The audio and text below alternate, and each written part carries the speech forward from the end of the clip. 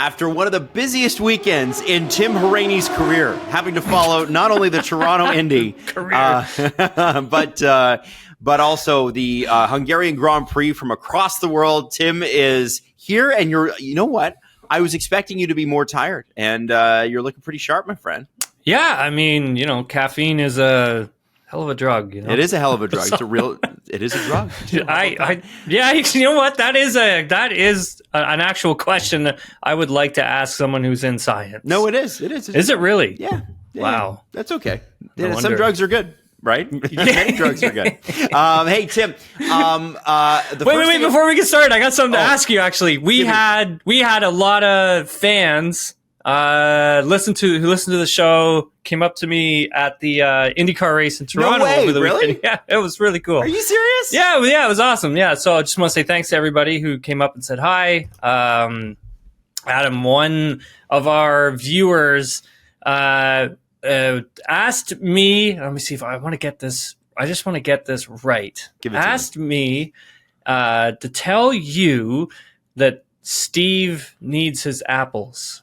Steve needs his apples. That's good. Yeah, I keep losing bets, and we keep betting apples. So I don't know why we keep betting apples. I don't think they actually want them. Like, I don't think they're like, oh man, I could really use some apples from Adam. It's like, yeah, no, they don't want them. I'm just waiting for an excuse to make another bet where I will win, and then it will cancel out the apples that I owe them. Do you see what I'm saying? Yeah, I gotcha. Yeah, but how did that even come to be, though? Like apples out of anything. We used to do donut bets, but then Steve and I have put on weight since having kids, so we're not doing donut bets anymore.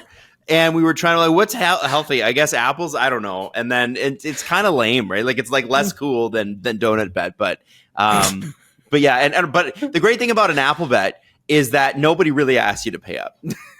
Nobody's like, oh man, I need them. Nah. Fair enough, Adam. But everyone's come here for racing, obviously, not for apple. Yes, and let me tell you this, Tim. Can you explain in a minute or a minute? Well, I'll give you more than a minute if you need to. Explain Multi-21. The Formula One fans here, Multi-21. I think we've had Gavin Ward on to talk about that, haven't we? We have. So if you were to show, because I actually got a couple DMs from people this weekend going, "Hey, I've listened to your show with Tim. I'm not 100% sure always what's going on because I'm new to F1," and that's fair, totally fair. Yeah, for sure. But Multi-21 is one of the most infamous events in Formula One history. Because Formula One is very interesting. Your greatest rival is your teammate. Yes, 100%. I mean, oh boy, where do you start with this one? Basically, to dumb it all down, Multi-21 was used it was a code that was used in 2013 Malaysian Grand Prix, and Mark Webber was leading. And Mark Webber raced for Red Bull Racing, and Sebastian Vettel was his teammate, also on Red Bull Racing, clearly. And Multi-21 was a radio message that was given to Seb to basically hold position of car number 2, which that would have been Sebastian Vettel. Mm-hmm. And so basically it means don't overtake your teammate. Right? Like we've got a 1-2. We want to hold on to this 1-2, and we don't want to jeopardize it because those two in particular were known to like have clashes on the track. Like Webber was a very aggressive racing driver, so too was Sebastian Vettel. One was older, experienced, the other younger, championship winner.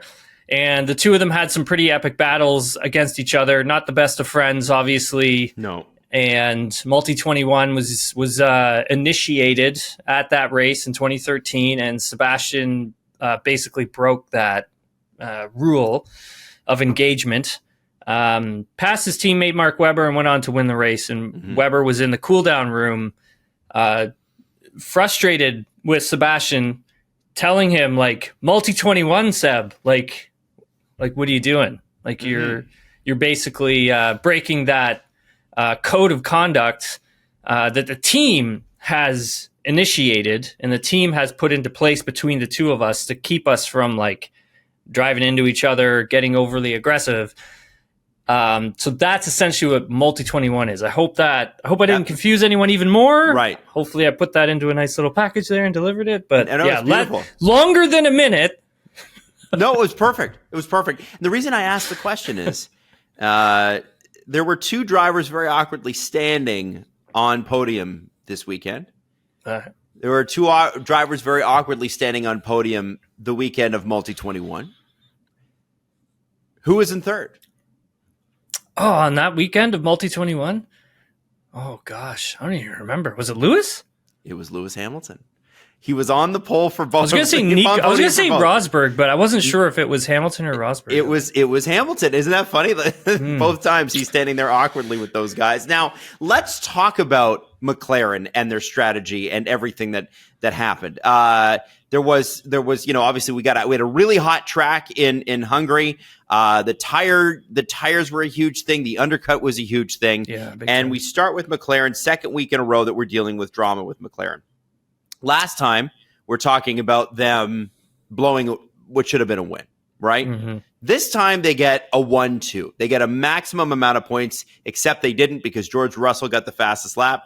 So that's not the maximum amount of points. It's just one shy of it, though. So pretty damn good. Mm-hmm. They seem to be on a plan, Tim. And for anybody that didn't fully catch the race, undercut was enormous here. If you pitted first, you got an enormous advantage. They had 1-2 with Piastri. Piastri was well up ahead. Norris pits first, even though we all kind of thought it would be Piastri that would pit first, and Norris would protect the lead. They put Norris there ostensibly to hold off Lewis Hamilton and potentially Max Verstappen, and then allow Oscar to jump in. But what happened was Norris got the jump because of the undercut.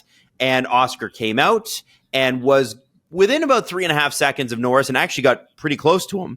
And then hit a bit of gravel on, I think it was turn 11, and never quite caught up to Norris after that. And the team said multiple times, and this is what's crazy about the call. They were talking to Lando at the end, around lap 65, like, think about all the Sunday morning meetings. Think about all the times that this guy's helped you. Are you really not going to give that place back? Tim, what was the plan here, and how was it not executed? Well, hearing from Andrea Stella, it really sounds like a big part of it was, protecting against Hamilton in the undercut, but also not putting a ton of pressure on the crew, like the team, to make sure that when Piastri was coming in from the lead, that there was a lot of pressure on the crew to make sure that they maintained that lead, didn't mess up pit stops, et cetera, et cetera. So by using Lando first, kind of getting everybody in the routine, I think Andrea Stella could be possibly protecting the team a little bit on that one. Mm-hmm. Still quite strange. I mean, they ended up undercutting their own driver. Like it doesn't make a lot of sense. You put yourself in a really difficult position by doing that. Obviously I think it was a mistake. Like when any driver is in the lead, you always prioritize that driver over the second place driver. If they're running 4 and 5, you still prioritize the driver that's in front. If you're running 19th and 20th, you prioritize the 19th driver. You always prioritize the lead driver, right?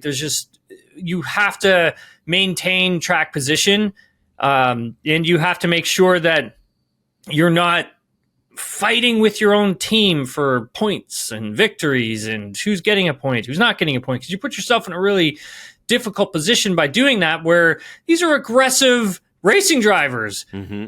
They're going to battle for whatever is left out on the racetrack. Playing the team game is not necessarily its priority number one. For McLaren, their mentality is team first. The drivers always need to maintain that mentality of team first. It's really hard to get a racing driver to do that. It's a selfish sport in that way, where as a driver, you always have to be giving your best performances, finishing in the best positions that you can get, right? Because you're only as good as your last race. And team principals, other teams are not going to remember what happened in, Spa 2022 when, you gave up second place for your teammate, even though you were in second place. No one's going to remember that. So aside from the fans, obviously, and us, so that for McLaren, that's a big thing for them, making sure that, it's team first, always a team first mentality. When they're saying, remember all the Sunday mornings, our conversations, part of those conversations are, whoever gets the lead maintains the lead, even if that means you have to give up position to that person. These are all agreements that are put in place before the race starts. That's why they have these meetings. And who agrees on it, right? If the drivers come to an agreement that's what they will do, then that is what is fair and what should be done. And I respect McLaren for doing that. And I respect the fact that they sit down and tell the drivers that. It lets everybody know where they are.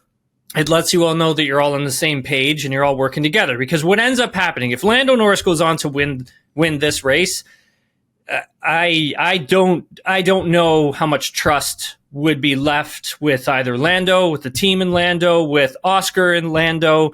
The trust between those two drivers, I don't know if that exists if Lando doesn't give that up. Yeah, and I think Lando ultimately bowed to that. What do you think he was trying to prove by pushing so far ahead? I mean that, he was the faster driver, right? You want to show the team, hey, look, I'm the faster driver. Don't make me do this. But as a driver, it's a race victory, right? You're adding that to your resume. And right. And he's only got one. Well, I mean, that's the thing, Adam. Also on top of all that too, right? It's been a frustrating season for him. He should have more. He really should. And that team should have more. McLaren should have a lot more victories this season. There are some that were, really thrown away on strategy. There are some that were thrown away because of, driving. And that's got to be a frustrating thing for Lando because he's thinking big picture. He thinks he can win this championship. I think he can win this championship too, to be perfectly honest with you, if things go the right way. But at the end of the season, if you get to Abu Dhabi and that race finishes and you're left with a 6-7 point gap, we're going to reference this race. We are. Right, we're going to reference this race. It's going to be a talking point from here on out. If this thing gets even closer, which it probably will. Mm-hmm. So I mean, for Lando, Adam, that's his mentality. That's what he's thinking. He's thinking championship. He's thinking bigger picture. He's thinking catching Max Verstappen for that championship victory. And McLaren's thinking about constructors, the team. How finishing as high up in constructors as they can, making sure they get that money, right? All of it. They're thinking all of those things. They're not necessarily thinking drivers, right? I think next year they're going to be thinking drivers 100%. Yep. But, I mean, Adam, we'll talk about Max in a bit here, but I kind of agree with Lando on that front where it's, you got to think about that driver's championship. You do. So it's a tough spot, but then again, you can't break the trust between the two drivers because they're going to need him. They're going to need Oscar. Lando's going to need Oscar. Oscar's going to need Lando at some point. They're just going to need each other. And once you start breaking the trust between everybody, then you're in a really difficult position. It's hard to rebuild that once it's broken, right? Big time. And Big time. It didn't seem post race, Lando and Oscar. I mean, Lando immediately went up to Oscar's car and they were talking, and then during the Nico Rosberg interview, and they seem to be okay. It seems like Lando's issue, if there are any issues remaining, and I'm sure they debrief them. Lando's issues would be with the team and the way the strategy was called. Yeah. And we talked about it after Silverstone. This is a team that hasn't won a championship since 2008. And doesn't have the same pedigree that a Mercedes or a Red Bull would have. Mm-hmm. They don't have that. They were not running close to the top even last year. It was not, they had a couple of bright spots and the car looked a lot better. But and the year before, I mean, I know they had a third place finish a few years ago. But this is a team that really and truly is learning right now how to win and going through growing pains. The thing about growing pains is they're unavoidable. You're going to make mistakes. Yeah. But to me, it's one of those things where, Tim, if they don't start learning from these mistakes, they're going to have some issues. And you see how even a relationship as good as Lando and Oscar, and there's never been anything about those two not getting along, how fragile that can be at this level because there's just so much at stake. Nicholas Egan, so at Red Shark Pack, asks, is this the worst feeling a 1-2 finish of all time in F1? I think multi-21 might be the worst one still. But as a McLaren fan, Adam, let's just say as a McLaren fan, right? Like, because that's why I'm putting this question to you because it's a good question because like, you know, if you're a fan of both drivers or you're a fan of the team, I mean, you're probably feeling that. Yeah. Oh yeah. I think it was a little bit like, man, what makes me sad is that Oscar had that hanging over his first win. Like I was watching with Natalie last night because my wife Natalie, because you know, we have a child we couldn't watch during the race. We had to wait until she went down. So we watched the race and she said, isn't it a shame that he's got to deal with all these questions, you know, right after winning his first race, when Lando, who won his first race a month ago, there was like an outpouring of joy across the grid. And Lando deserved that. So did Oscar, though. And it's just a bummer that it happened that way. I think, though, Tim, both of these guys know that they're going to win more races. Both of them will win more races, probably this year. And so it's a learning experience. Where it becomes an issue is when you end up with Nico and Lewis, you know, with Mercedes, or you end up with Fernando and Lewis, or Fernando and Esteban, where these issues happen. We deal with them in the debrief, right? And then we don't move on. We continue to make the same mistakes. That's when you get fractious relationships. And obviously, you know, there are other times where, you know, a guy like, you know, Max versus anybody that he's raced with the exception, I think, of Daniel, has basically broken them based on his performance. He's just a tough guy to go up against.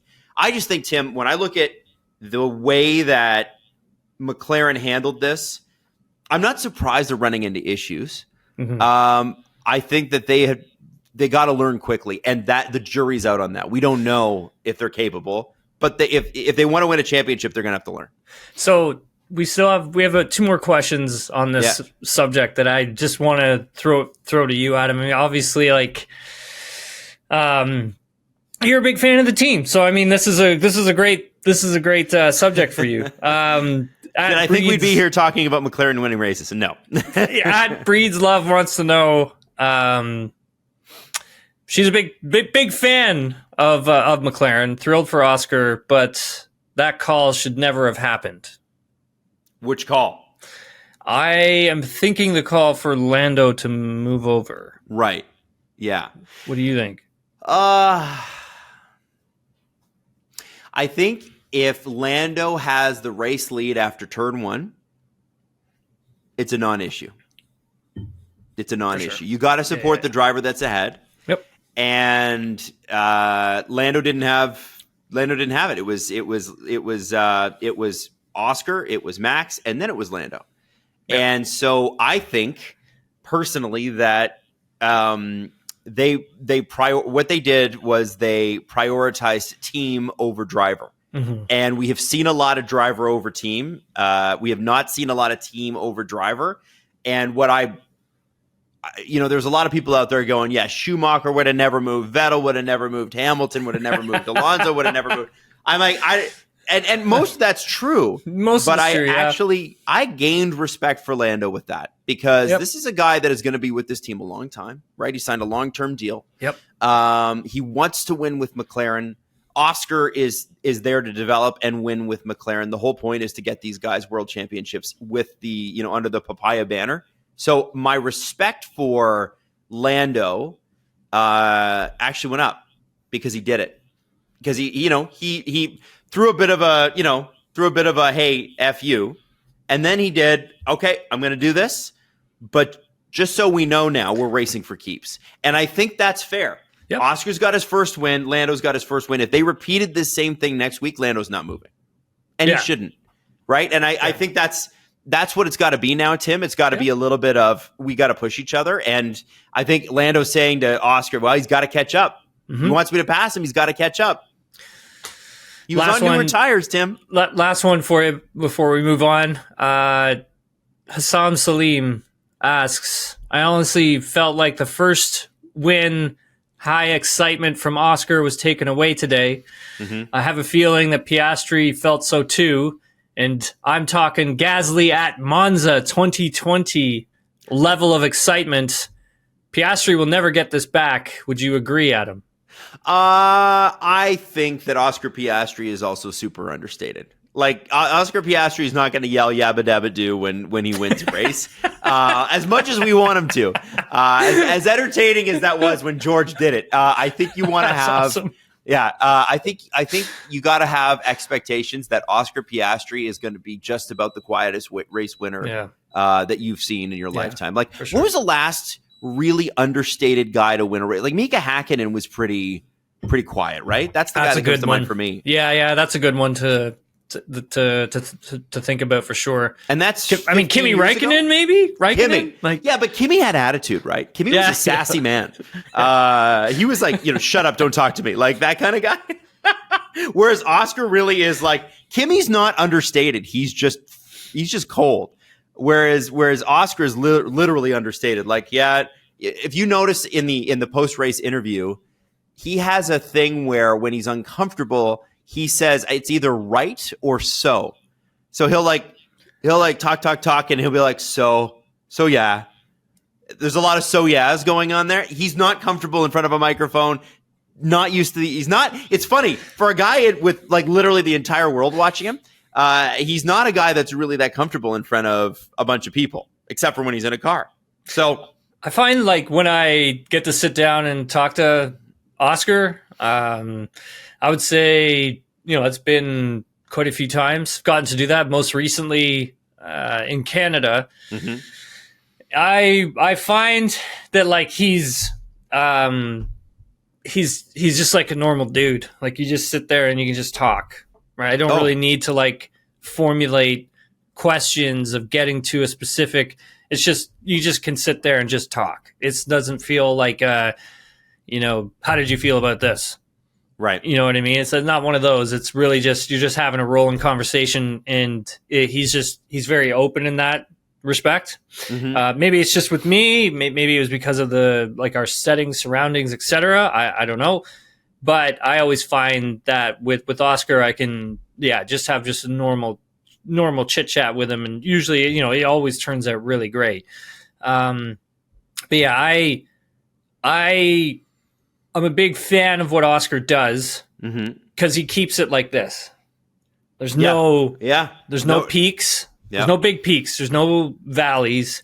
He's just like, he's like cool as a cucumber, right? Like he keeps it level, keeps it right in that medium zone. Doesn't get overly emotional. Doesn't get all the way down on himself. Tells you what's going on. And you know what? I respect that a lot. And, that's like, again, every driver has their way of getting to race wins, championships, etc. But for me, that's one of those ways that you get there. I like that. Yeah, he doesn't get you never hear him complaining either. No, never complain, which is really interesting. And speaking of complaining, Tim, Max Verstappen. That's a great transition. Agitated is, I think, the best way to describe him this weekend. Max Verstappen, agitated. Now, there was some talk during the broadcast about him going to bed early, or not going to bed early, and doing his sim racing. He was sim racing the night before until 3 a.m. Dutch time, and then woke up early before the race to sim race again, because I believe it was an enduro that they were a part of. I think so, yeah. Yeah, so they didn't go to bed till 3 a.m. So yeah. And it's Red Line Racing is his team. Yeah. And they won, which is cool. Max Verstappen's a cheat code, I'm sure, in online gaming. But when you are doing that, you are potentially looking at taking performance out of other areas. Now, what was Red Bull going to say to him last year or the year before? What are they going to say to him? Can't say anything to him. Well, he's winning. He's winning all the time. It's working. So last year, before the season started, I talked to Max one-to-one, and we talked about obviously his deal with EA Sports. But then it was like a couple days before Helmut Marko had said that he had like put a sim rig in his PJ. And so like I asked him, like, hey, look, Helmut's saying that you've done this. And he's like, no, he's got it all wrong. He's like, I put a sim rig in my motorhome for when I go to European events, because a lot of the drivers take motorhomes to the European events because they're all the way out in the country. It's hard to get to good hotels, and it's just better that way. And I would do it too if I was them. Right. And so for Max, he's got a full sim setup in his motorhome. And so that's kind of like where it all starts, where people are asking the question of how's this guy able to like do that? Is he flying back to home, or what is he doing? That's how he does it. He's got his full sim setup in his motorhome. So, sometimes as soon as he's done his media obligations and he's done his time with his team debriefs, Adam, he goes back to the motorhome and he starts up the sims. Yeah. And some people think that's a good thing, right? Because the guy's racing all the time. Sure. And I understand that. Like, look, he loves it, right? Like he absolutely loves it. Sleeps and breathes it. I respect that a lot. I mean, yeah, no question. Too. And listen, Fernando does the same thing. He goes on vacation, instead of going on a yacht, he goes in go-karts. Right? Yeah, exactly. Fernando's always driving. And that's so important for a driver too. Well, yeah, you got to stay sharp. They said that they do say that Eddie Van Halen, guitar player, used to sleep with his guitar. Sure. Would bring it to parties and just play and not talk to people, because it's a singular obsession. Yeah. So the criticism of Max is not the sim racing. It's the fact that potentially it's at an awkward time right before a pretty big Grand Prix, and in a car that with each passing race is very quickly becoming one of the good cars. Yep. Not dominant. Yes. And he is going to have to work it now for it to win a race. He's going to have to really squeeze the absolute most out of that car. And are you able to do that on lack of sleep? Now, many people can, but I did find it interesting, Tim, and I don't know if you caught this on the broadcast. The Sky Sports guys just falling over themselves to say, well, we're not criticizing Max. It's just a fact that he was up and whatever. And I think it's a fair question to ask. And, obviously Red Bull this morning is denying that that's the case, and they're saying that he and Giancarlo have they've got the that sort of relationship where they're snippy with each other, or Max is snippy and he's very and then back GP's like it's sort of a weird relationship. Mm-hmm. But this race, he was complaining about the car not being able to brake, not being able to turn. There were elements of that seemed to be very true, and also bad strategy. Mm-hmm. What's your takeaway from the Max Verstappen race?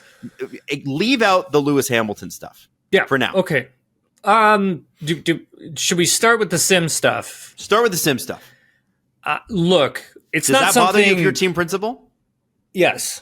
And it's not something that I would do as a driver, even at Max's age. I mean, even when I was, racing professionally, I was to bed early because I couldn't, and it's different for everybody, right? Like, I'm not Max Verstappen, right? It's just different. He may be fine with it. But for myself, it was the fact that if I didn't get at least, 7-8 hours of just good sleep quality, I had a hard time with, not letting negative things get to me. Yes. And that's human, by the way. Lots of people struggle with that. Yeah. Like, I always needed to have good restful sleeps and be recharged. So mentally, I was able to control everything that I could control. And that was a big thing for me, was being in control of all the things that I could be in control of, and to understand that there were some things that were outside of my control. Mm-hmm. And that took a long time to learn. I worked with sports psychologists for that. And yeah, for me, that was really important. And so I knew what I had to do to make sure that every time I stepped foot into the car, I was turned on, locked in, and ready to go. If Max can, do that, I mean, For sure. I mean, you should be doing that. But as an athlete, sometimes I just wonder, like, is that affecting your performance? In any way, is it taking away from performance anywhere? So that would be a question I would have. Right. When it comes down to where Verstappen is and where the team is at the moment, I mean, it's not in a good place, is it? And look, I am not. I respect and appreciate what Verstappen does. I don't care that he gets snippy on the radio. I don't care that he has a back and forth with his engineer. It's racing. That stuff happens. It's a very stressful environment for those who've never been in it. It is extremely stressful, and you have a lot to cope and deal with. And if, your engineer is just either barking orders at you or you're having a back and forth on the straightaways, then that's what happens, because you can't be clean cut, politically correct, PR savvy when you're in that moment, because honestly, it is a moment that you are at your peak for adrenaline, peak for stress, peak for your physical exertion, right? Everything is at its maximum. So I don't have a problem with the radio stuff, okay, because that was an issue too for some people. I think my main thing is the team and the updates and the direction that they're going in. Adam, if we go all the way back to Bahrain, when you and I were talking about the infighting at the team and all the stuff surrounding everything that was going on behind the scenes. And then we get to Austria. And again, like, we have stuff with behind the scenes with Christian Horner and Jos Verstappen in Austria. And then we get to Adrian Newey, like, leaving the team, right? Mm-hmm. And then we get to the point where all of the big updates that they've brought to this car, like, and I'm talking like big updates, it doesn't really seem like they've worked or haven't worked to the effect that they want them to. And that's tackling bumpy circuits, tackling curb riding. And for this weekend, again, pretty big update to that car. Checo didn't get it. Yep. He got a little bit of it, but he didn't get the full deal. Max got the full thing, but it didn't seem like it worked. You could just hear him over the radio how agitated he was at the car in some sessions, how it wouldn't do some of the things that he wanted it to do. And that just points to the fact that, like, whatever they're doing with the car to try and advance it is not working. And that's putting everybody under pressure. That's putting the team under pressure and stress. That's putting the engineers under pressure and stress. And that's putting the drivers under pressure and stress, because the driver can't go and do what they want to do. The engineers are probably frustrated that the car's not doing what they want it to do. And the people who are building the components are frustrated that the components aren't even working.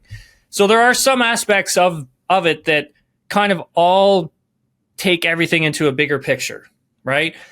And it affects everything as it goes all the way down. Max is trying to win the driver's title. The team is trying to win a constructor's championship. They have a driver who's struggling, and they have a driver who's in contention for the driver's championship. So for Max, I mean, it's understandable to be frustrated. Like, I get it. Like, I get that. And I think when you take a look at what McLaren has done, Adam, they brought one big update to Miami, which was back in May, and they've only tweaked it since. They brought no upgrades this weekend at all. It's the same car, and they won by 16 seconds. Yeah. Like, that's big. If you're Max, like, like, now you're getting pissed off. Yeah, and the Red Bull strategy was flawed. I think part of the issue for Max too, and I understand what you're saying, Tim. I completely get it. The sim racing is less of a thing for me, obviously. As an athlete, you should be getting the most out of your body at all times. But I also understand as a human being that sometimes you need a bloody break from it, and it means losing a little sleep. And so fine, but you can't lose races and do that. So you got to win. You got to win. Yes, and he was winning when he was doing that. So okay, fine. The second driver struggling is an issue. It really is, and it's not. It's not because we have it out for Sergio. It's not because he didn't finish in the points, guys. The goal for Sergio Perez is not to finish in the points; it's to finish in the top 3 to 5. That's where he should be. Yeah. Max has nobody to assist him, so it's nice that Sergio was 8th, I think. It doesn't matter. It's if he is not up there helping Max, Max is on his own. Therefore, Max then has to manage the entire Red Bull strategy on his own. He has to handle everything. He's got 2 Ferraris breathing down his neck. He's got his old rival Lewis Hamilton breathing down his neck. They were back and forth all race. We'll get to that. And then he's got 2 McLarens that are objectively faster and probably better cars at this point. I think when Christian said we can't continue to walk one-legged after the Q1 incident with Sergio, he's right. And so when we pivot to that here, and I want to do that right now, Sergio crashing out in qualifying, it looked like driver error. I just wanted to check on that because I'm just a guy. Mm-hmm. Did that look like driver error to you too? Yeah, it was for sure. I mean, there's rain starting to come down at that particular moment in quali, and there's like a where he had lost it. There's like a white line, like a painted white line. Those things are always slippery when it rains, very, very slippery. And then there's also the curbing, the exit curbing, which again can get slippery, and depending on how much rain has come down. And then when you kind of get off of that sort of into the fringe, again, that's quite slick as well. And that's basically, for Sergio, just you're going like, if you know that there needs to be margin when it's drizzling at that particular corner. This isn't a track that Sergio's never been to. Like, he's done hundreds of laps on this track, man. Yep. Hundreds. He's been on this track in so many different types and conditions. You should know that part of the track is going to be a bit of an issue. Yes. Right. It will be. And obviously Sergio's pushing, right? It is qualifying, and like, I get it. I appreciate that. But yeah, there has to be points where you need to leave that little bit of margin. I mean, the free practices weren't looking too bad. Like, he actually looked reasonably comfortable within the car. It's the fact that when you have this type of a crash, it's like, what does that do for his confidence with the car itself? Yes. Yeah. And I don't know. I mean, it seems like he's got... I mean, I think the best thing for Sergio Perez right now is that Lando and Oscar are the stories because of what happened. But if they were not, and it was just a clean McLaren win and there was no drama, what do you think we'd be talking about today? We'd be talking about that. We would definitely be talking about, Sergio for sure. Dave Fast asks, with Max no longer dominating and Checo still performing poorly, what do you think Red Bull does with their second driver and his new 2-year contract? I think it's a good time to bring that up, Adam, because it's a good question. Look, I mean, once he had that crash, I immediately was like, I don't think he sees this thing through. I think the team quite possibly could part ways with him before we get out of the summer break. Like, that's how dire this situation is. You have to remember, Adam, they're trying to win a constructors championship. They are. And McLaren just took a huge chunk out of their lead, and so too did Ferrari. And everyone's going to look at the points gap and be like, it's quite a bit. No, it's not quite a bit. It's not that much at all. Like, no, the gap between... I'll give you the points right now. 389 Red Bull, 338 McLaren, 322 Ferrari. Yeah, pretty close. So you got three teams now in contention for a constructors championship. That's huge. I mean, it's enormous. And I think that's the part of this that is a story. Is what driver in that position makes sense? You've got Liam Lawson, highly touted young driver, huge ceiling. You think on a guy like that. But boy, it's a lot to put him in a car next to Max Verstappen. And then you got Yuki Tsunoda, who ran a one-stop race and finished 9th. What a great race for Yuki Tsunoda. He's getting zero credit for it. Yep. And then you have Daniel Ricciardo, who had a really good qualifying. Both Yuki and Daniel got into Q3, which is amazing. Yep. But they, Racing Bulls came out this morning and said, or I guess late yesterday, that they screwed up Daniel's strategy. They pulled him in too early. They were trying to do something bold, and they ended up just screwing him up. He still managed to finish 12th, which is, the only thing that separated him and Yuki were the 2 Aston Martins, right? So right where Racing Bull should be. Daniel seems to make a lot of sense from a veteran point of view. From a performance point of view, Yuki makes a lot of sense. Liam Lawson, just because you have no idea what you have, could be fun. What do you think's most likely? If I'm the team principal at Red Bull Racing, Adam, I would want to give Yuki a shot. He's been really good, and he deserves it.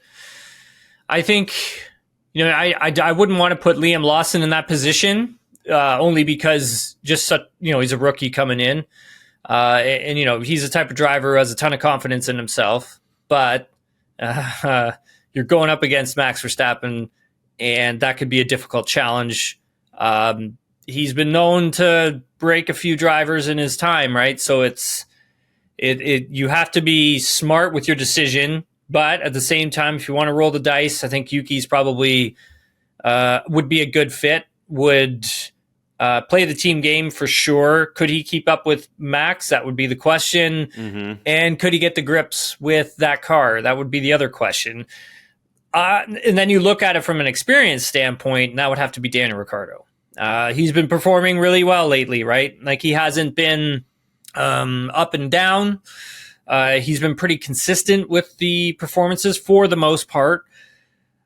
He probably would have beaten Yuki this weekend if the team hadn't have put him on the strategy that they thought was best at that time. Bringing him on lap 7 probably wasn't the right call. I mean, I know they're kind of following a few other teams that are coming in, like Fernando came in, and even Fernando was just like, what are we doing? Why are you bringing me in? You're going to stick me in a DRS train, and that's where we're going to be for the rest of the race. We're not doing anything that's different. And essentially that's the same thing that happens with Ricciardo, is the fact that, you're bringing him in on lap 7. And again, you get stuck in a DRS train, and that's it. Like, that's where you're going to be for the rest of the race. And then you have, Lance, who had a, great first stint. And that's what allowed him to score a point, right? Was that first stint that he went out and was able to manage a soft tire way longer than a lot of other drivers could. And so for Daniel, he's sort of like, hey, you got Lance coming a second a lap faster than you, and the team is asking you to hold off Lance, and it's like, there's no way, right? It's not gonna happen. Like, there's no tires left because of the strategy that you put him on. So outside the race, I mean, when we're looking at it, if I'm Red Bull Racing, I also would take a look at experience as well, because I think it's going to go a long way in trying to secure a Constructors Championship, right? Like, Daniel's has been in some battles. He's gone up against Max and survived, done really well actually. Adam, it's a hard one to call. I feel bad for Checo, for sure. But yeah, man, they're going to have to do something if they want to win this thing. Do you think that they make that decision before or after Belgium? Oh, I think they would make it during the summer break, if they're going to make it at all.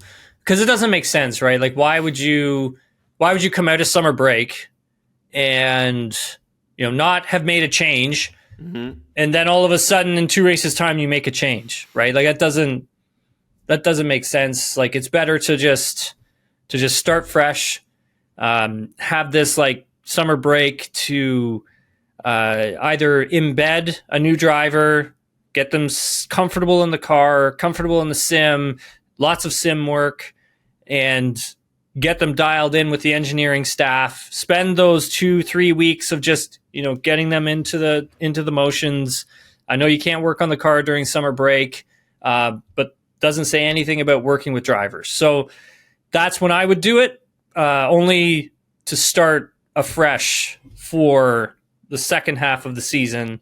But again, if you're going to stick with Checo, then you're going to need to make sure that you're trying to get him on the right path as soon as possible. And I think, Adam, for Checo coming to Spa, I think that's the type of track that for him, it's a confidence track, big fast corners.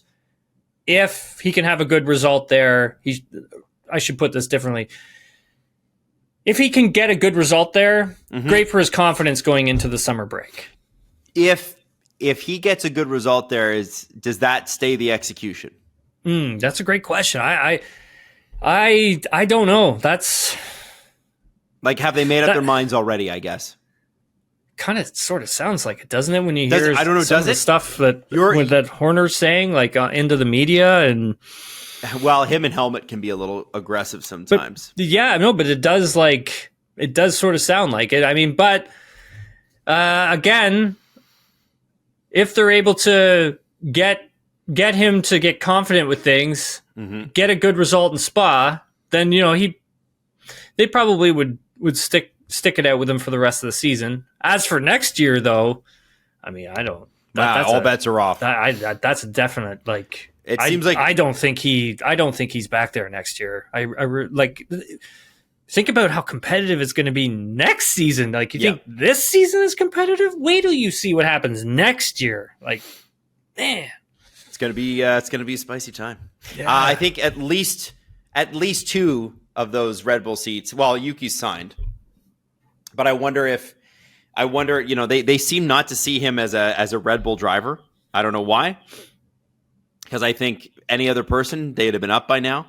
But they seem not to see him as that. I would imagine that there's a couple seats available at Red Bull, barring a Daniel Ricciardo jump to the senior team and does well over the summer break. So we'll see what happens. Which brings up a good question that we had from @Jamie_D asks, do we think that RB's strategy ruining Daniel's race on Sunday will affect his chances for the Red Bull seat? What do you think, Adam? Tim, like, I don't know how you don't give it to Yuki. Okay? I don't know how you don't. Unless you don't. Now, Red Bull knows Yuki a lot better than I do. And most of the time, they've been pretty right. Like, I have to give them credit where it's due. When Daniel was in there, he was very, very good. And he left to go to Renault because he didn't want to.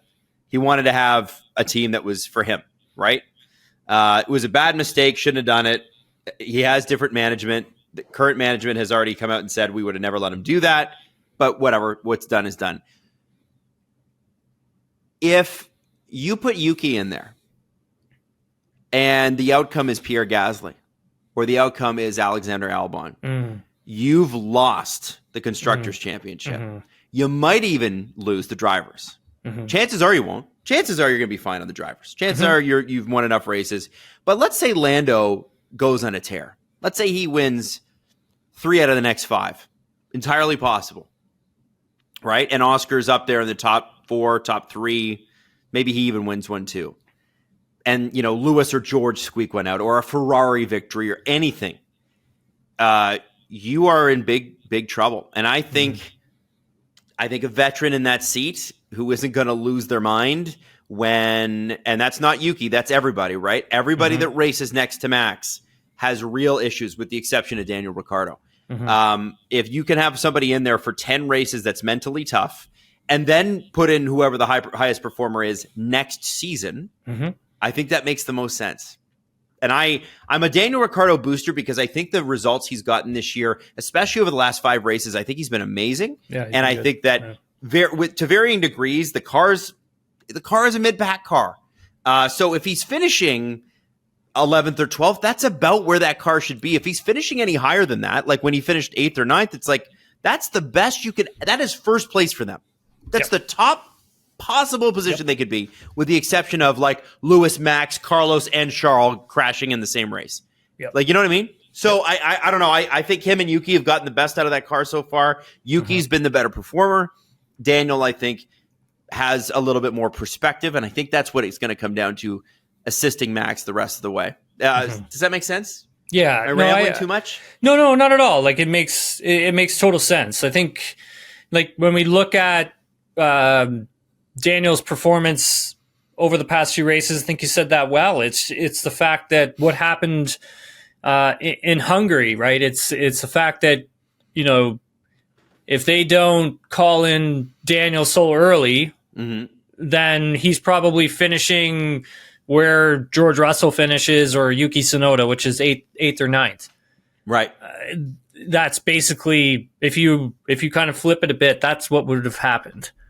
Calling him in so early really did ruin his race. Like, it just absolutely, it just did. Those are facts.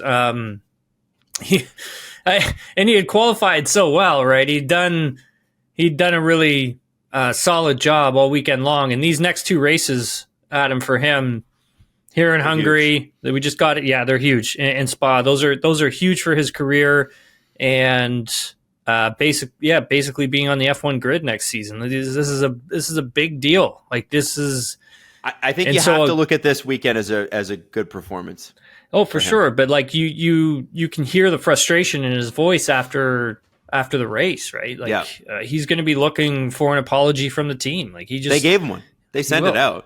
So, by the way, I've a couple mistakes I want to correct. First one is it's Verstappen's team radio guy is Gianpiero. Gianpiero Lambiase. Yeah, I don't know why I said Giancarlo. My apologies. I have a friend named Giancarlo. I think that's probably it. The second thing is we said we'd talk about Max and Lewis. Yes. And I loved seeing this, by the way. How much do you love Max versus Lewis in any context? It's amazing. But what's great about this is Lewis's car is actually good now, so they actually can race. Mm-hmm. What did you think of the battle? And what did you think of Max's comments post-race saying that Lewis moved under braking and that's why Max went off the track and bumped him? I think the big thing with Max was that he felt that Lewis was sort of moving under braking, which wasn't the case. I am surprised that Max didn't get a 10-second penalty for that, Adam. Mm-hmm. Is it avoidable contact? Yeah, probably is. I mean, take you through the scenario, right? Lewis is obviously lapping traffic, so is Max. So they're both getting significant slipstream from the car in front, and then Max is also getting a significant slipstream from Lewis Hamilton, who's in front of him. And Max obviously he was the faster driver, but Lewis did a great job of like holding him back. Like, was really crafty with his racecraft, heading to turn 1 and then heading down into turn 2. Like, very smart moves by Lewis, because he knew that Max couldn't pass him towards the end of sector 1. He couldn't get past him in sector 2 nor sector 3. So the only two opportunities Max would have had were those. I think when you see a car that's in full lockup, full lockup, Adam,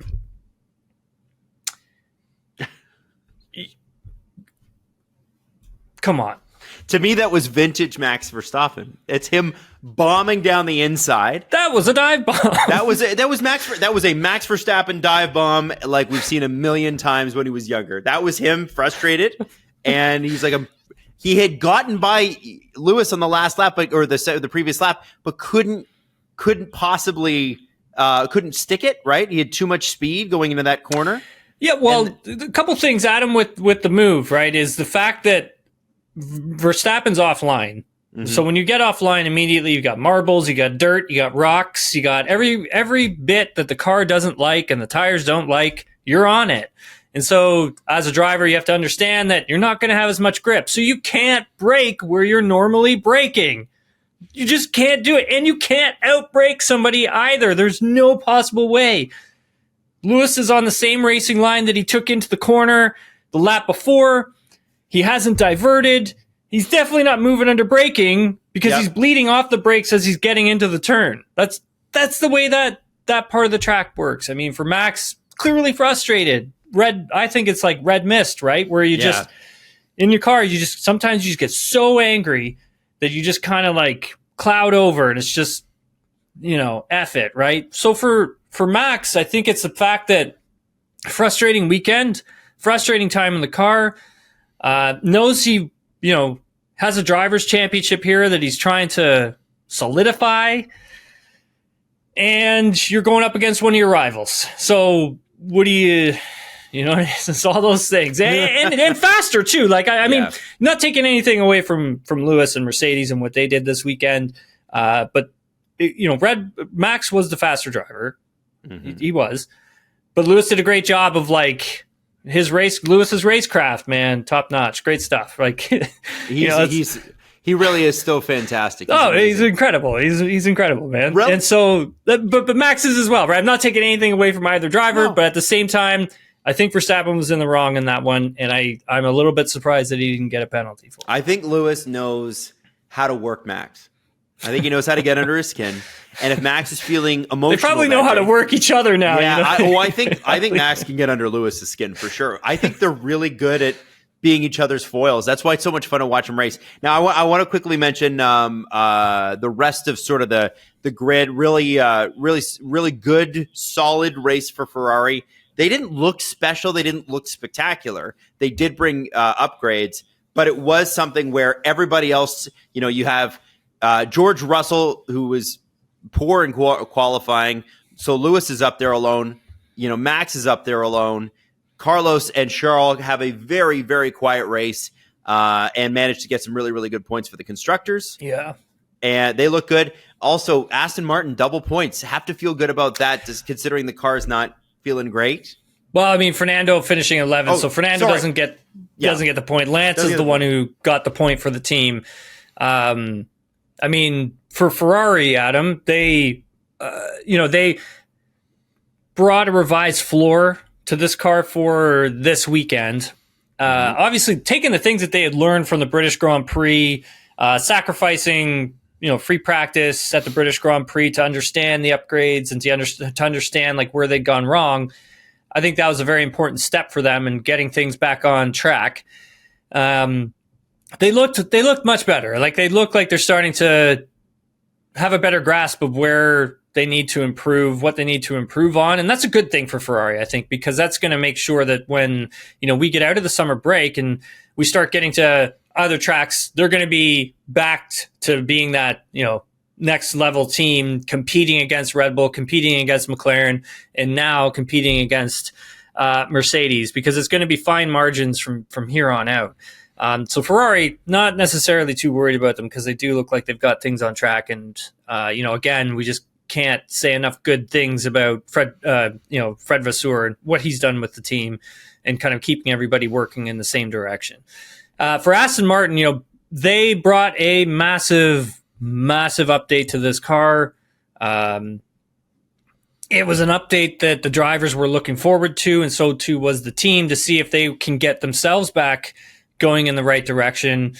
Feels like for the updates that they brought didn't necessarily work as well as they wanted them to in Hungary, but that doesn't mean that they're not going to work well when they get to other tracks.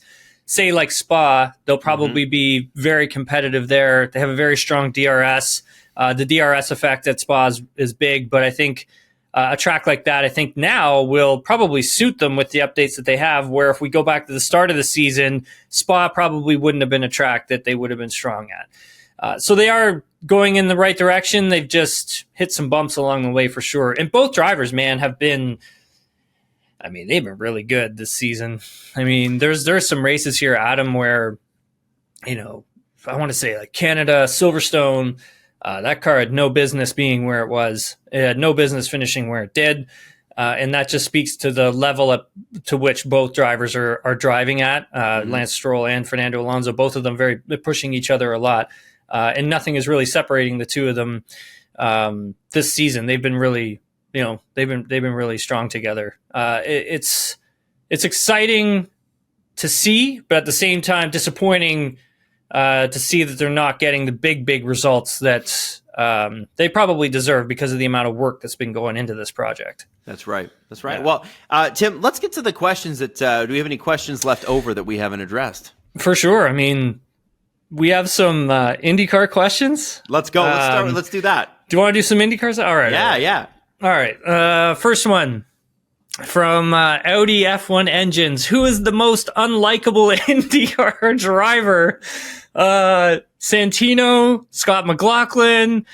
Okay, so for those of us who watching, listening, there was a big IndyCar race on the weekend. Adam, I'm not sure if you got to watch it, parts of it. Yeah, it was here in Toronto. It was awesome. It was a great great event. It was an incredible race. We had some drama beforehand with Teo Porchain. Oh, yeah, Teo Porcher. Yeah. Oh, dude, I don't even know where to start with all this. There's so much wild. There's so much stuff going on with this weekend at the IndyCar race here in Toronto. It was a classic.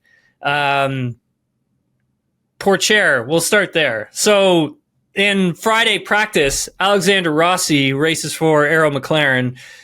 Broke his thumb because he crashed the car, didn't get his hands off the wheel in time. And when you can't get your hands off the wheel in time and you're having a crash, I mean, basically your hands are going to go wherever the tires are going. So essentially it snapped his finger. I spoke with his dad later on. So I spoke with his dad on Saturday, and his father was telling me, Alex's father was telling me that, he went back to Indianapolis. He's getting a lot of treatment done on his hand. He should be good to go for the next race.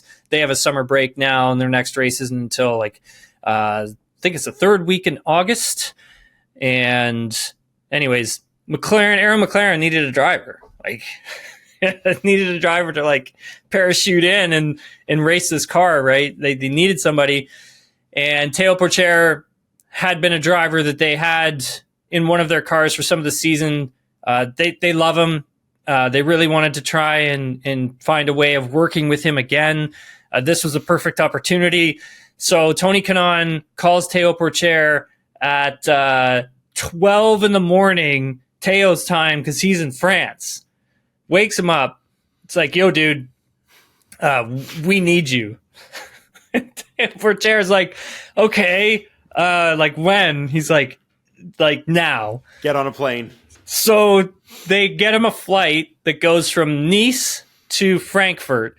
As he's in transit, the team is sending him video, data, so he can look over everything. So, because he's never been in Toronto, he's never raced at this track, and he's never been in Alex's car.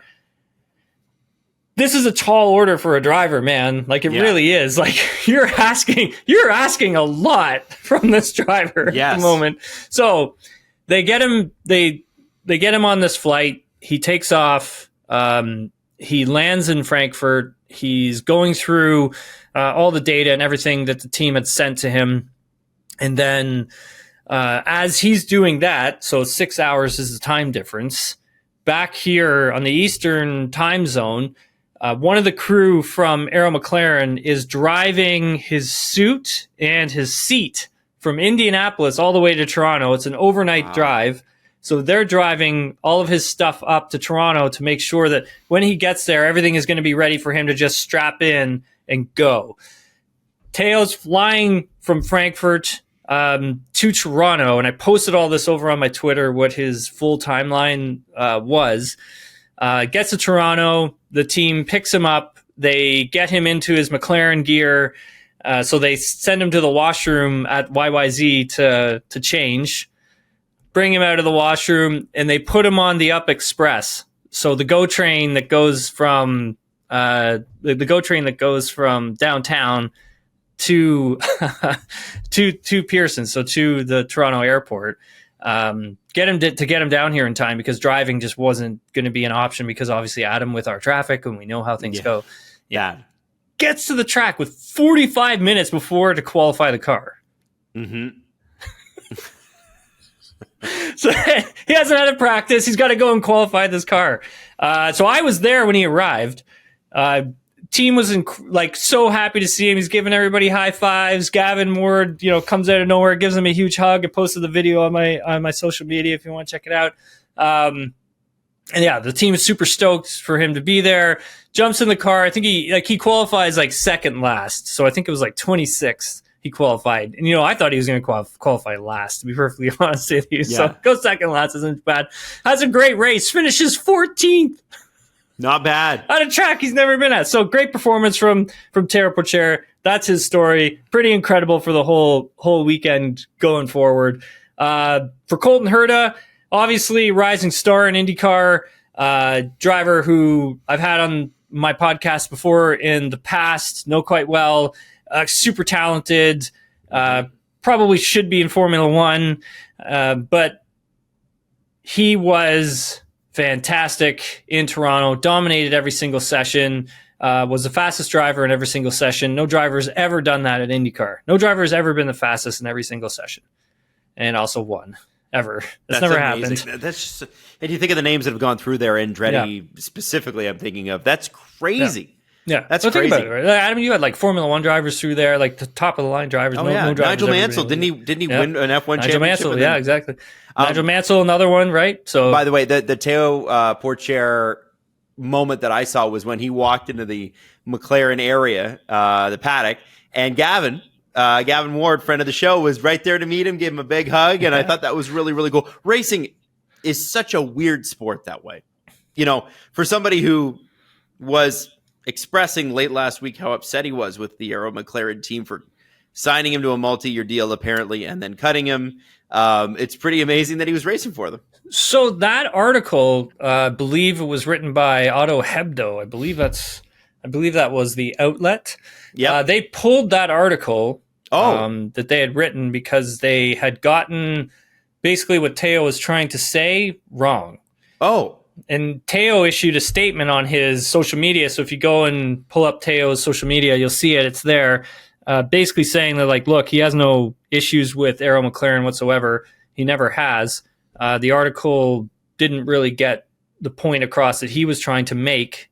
And yeah, he was all good with the team. Like, he's very tight with the team. And so this just shows you how tight he is with the team, because he gets a phone call at midnight, he answers it, and he's on a plane, and, like, you know, he's at the airport in like 30 minutes afterwards. So there you go. That's nuts. And Porcher, obviously, he's a F1 reserve driver for Sauber. So he's got that going on.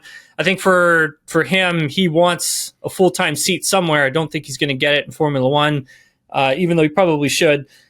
He's probably going to get it in IndyCar somewhere, hopefully. He deserves to be there. Extremely talented, F2 champion as well. So, yeah, very, very good driver as well. He deserves to be full-time racing somewhere. I think, Adam, when you take a look at IndyCar and just how competitive it is, like any of these drivers in the top 15, they could be on the F1 grid. We've talked about this before.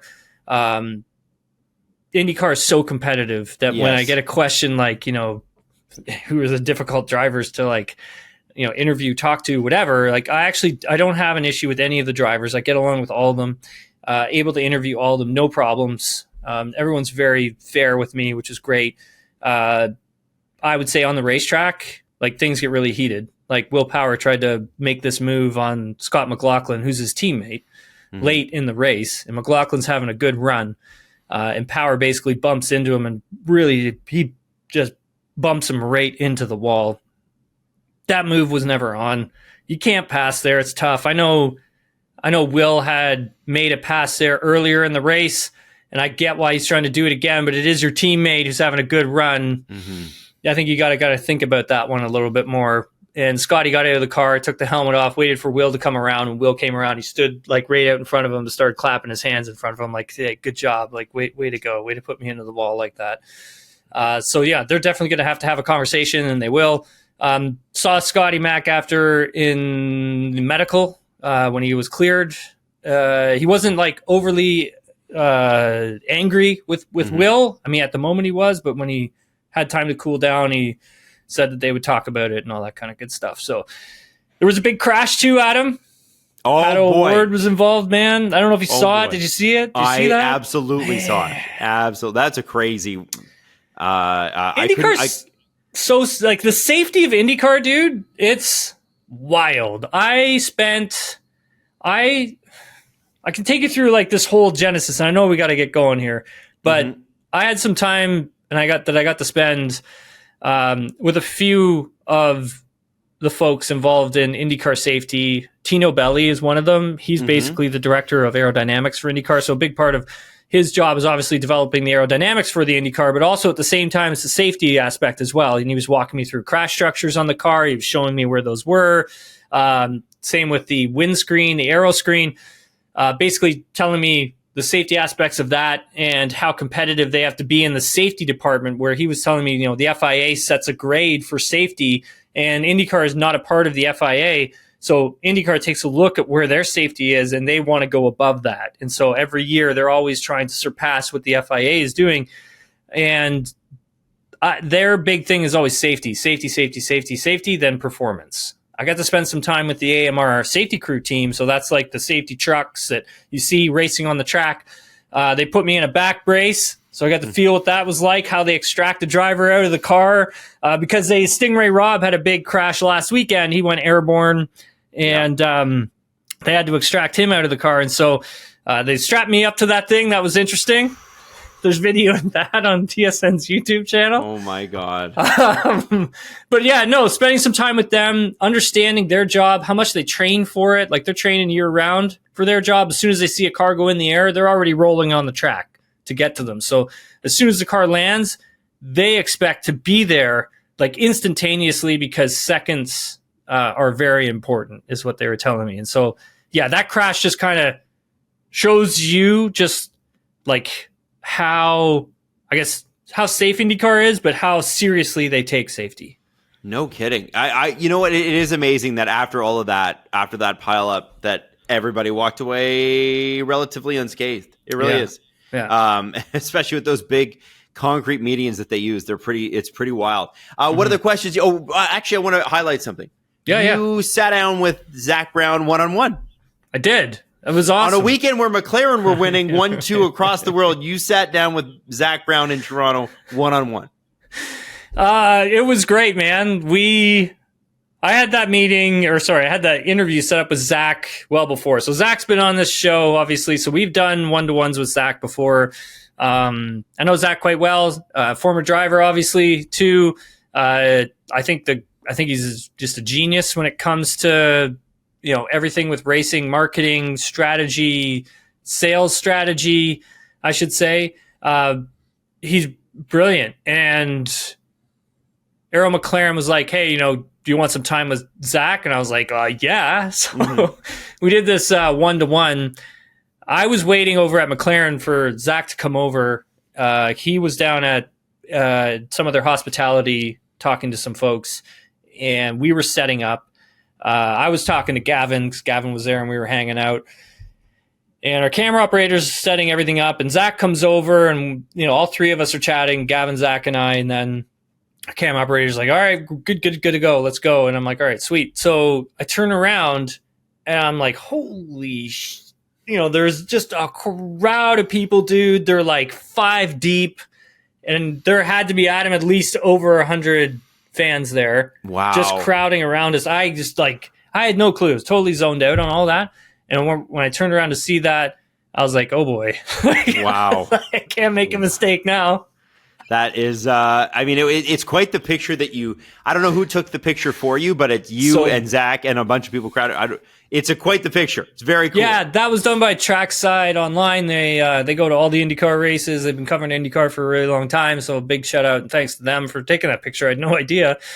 As soon as I got that picture sent to me, I was like, oh my gosh, like that's pretty neat. Massive cool. crowd, dude. So when is that interview coming out with TSN? So that'll be coming out towards the end of August. It should come out hopefully in lead up to our Dutch Grand Prix. Hopefully. Zonforks.